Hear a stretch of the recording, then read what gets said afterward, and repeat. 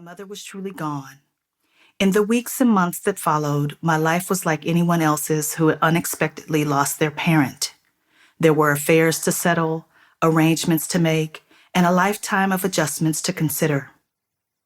But in a very tangible way, our situation was different.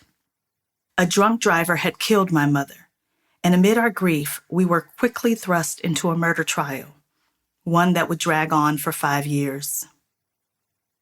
There isn't a person who has ever walked this earth who means more to me than my mother did. I will always and forever be grateful for her mothering. When she found out she was pregnant with me, she knew exactly what she was getting into. At 30 years old and serving thousands of people every day as a cafeteria worker, my mother was already making plenty of sacrifices, often with achy feet. I was the 6th child she had birthed since she had gotten married at 16. Nevertheless, she gave me access to lots of things she never had.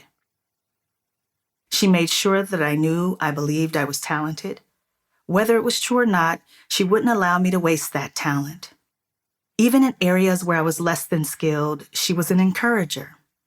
Every morning, I would awaken her at 5 a.m. with my howling.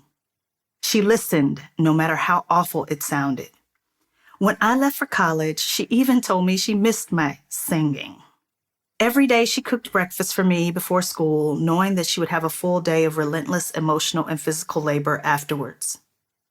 Real breakfast, every day. It wasn't until I had my own child that I realized how much work this type of consistency required. As an adult, I trusted my mother with everything. The keys to my house, the rights to my work, access to my bank accounts, and the care of my child if anything ever happened to me.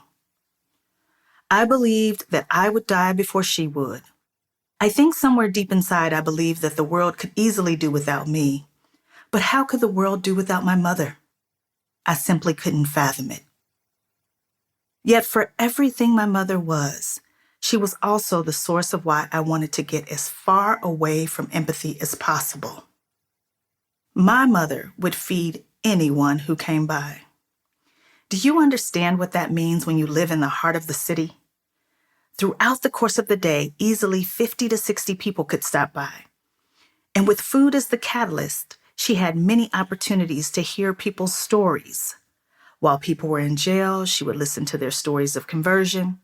When they would get out of jail, she would listen to their stories of redemption or not. Silently, she would simply listen, rarely responding. This was my life growing up, and it continued after I had grown and moved out. When I would return to our house for a visit, I was frequently shocked and anxious after only 5 minutes of just sitting at the table and listening to her listen to other people's stories of betrayal, violence, poverty, heartbreak, illness, death, you name it.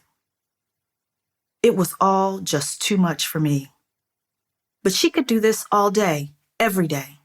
Sometimes she would be on the phone talking to my grandmother, and my grandmother would describe the challenges people face living in rural Mississippi. They would have conversations for hours about people and their problems hundreds of miles away, and my mother would just listen.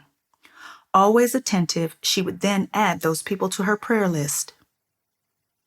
I thought she needed boundaries. I wanted her to tell people they were making bad choices.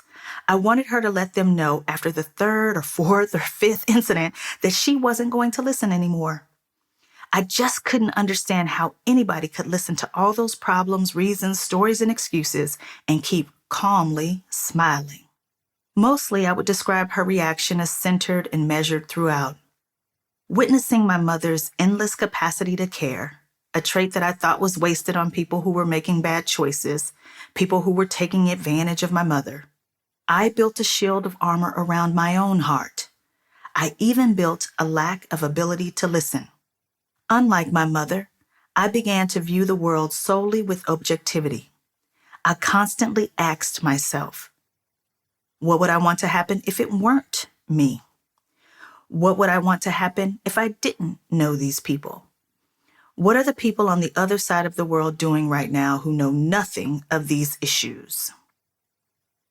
I started to perceive myself as separate and apart from the community of people I was surrounded by. It's devastating.